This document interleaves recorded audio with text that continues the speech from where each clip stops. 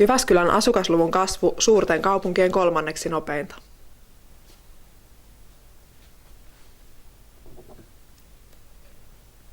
Jyväskylän väkiluku oli syyskuun lopussa Tilastokeskuksen mukaan 137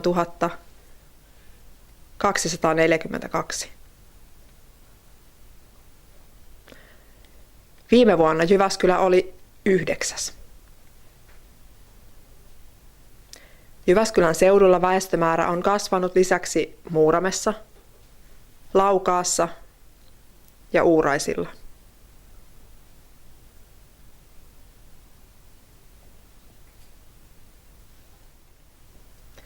Kirjastokorttia näyttämällä taas ilmaiseksi museoon Jyväskylässä.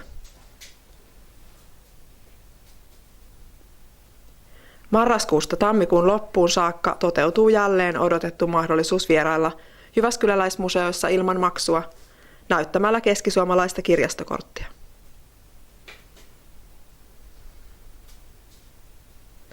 Ilmainen pääsy on Alvar Aalto-museoon, Jyväskylän taidemuseoon,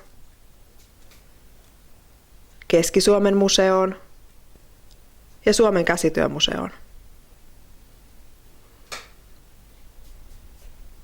Kirjastokortti valikoitui sisäänpääsyn välineeksi, koska se on ilmainen, paikallinen ja kaikkien asukkaiden saatavissa.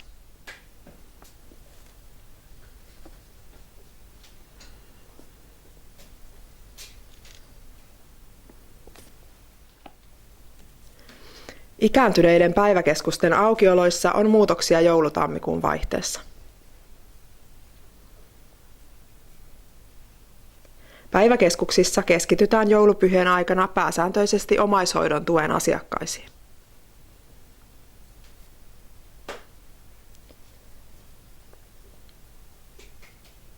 Päiväkeskukseen pääsee myös pesulle ne asiakkaat, joilla ei ole kotona peseytymismahdollisuuksia, tai ne ovat esim. Vaarallisten rappujen takana.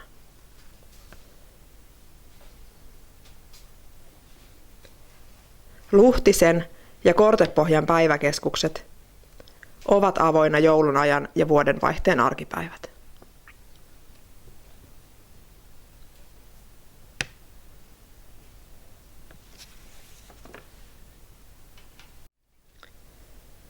Tutustu uusiin perusopetuksen opetussuunnitelmiin Pedanetissä.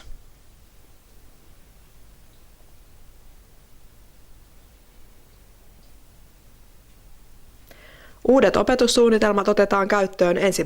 elokuuta 2016. Kaikkien luokka-asteiden yhteisiä teemoja ovat yhtenäinen toimintakulttuuri, oppimisen ja hyvinvoinnin edistäminen sekä arviointi ja oppilashuolto.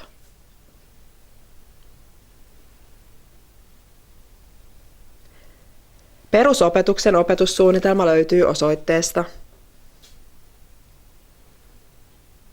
ja esiopetuksen opetussuunnitelma osoitteesta. Pedanetissä olevia opetussuunnitelmien luonnoksia pääsee kommentoimaan, kun on ensin luonut itselleen tunnukset osoitteessa.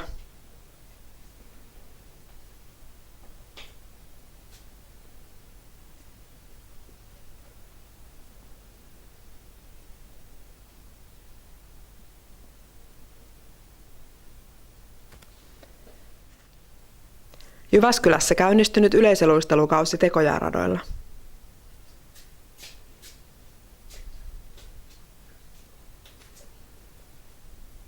Yleisöluisteluvuoroja on 3 Jyväskylän Tekojääradalla, Viitaniemessä sekä Palokan ja Vaajakosken liikuntapuistoissa. Kuntalaiset pääsevät luistelemaan yleisövuoroilla talviaikaan myös Tikkakosken jäähallissa.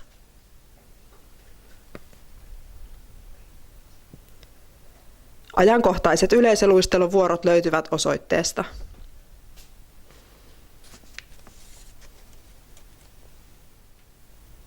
Liukastumisvaarasta tieto tekstiviestillä Jyväskylässä.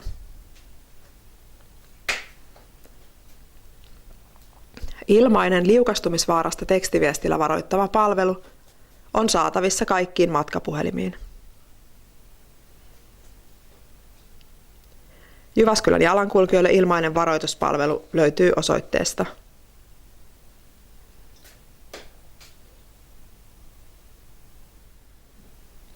Itsenäisyyspäivän juhlatilaisuus Jyväskylässä viitottuna.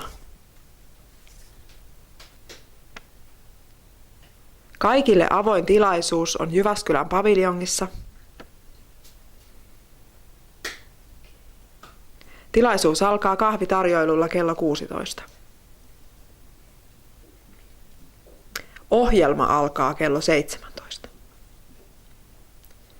Juhlapuhujana on kaupunginjohtaja Timo Koivisto.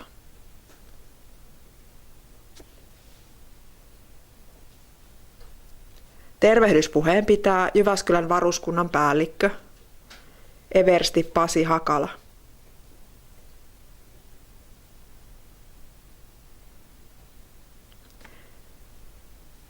Juhlassa esiintyvät Ilmavoimien soittokunta solistina Maria Tyyster.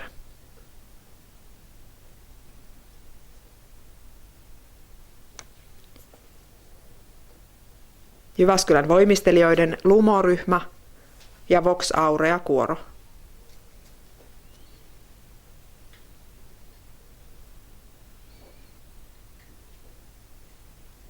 Tervetuloa!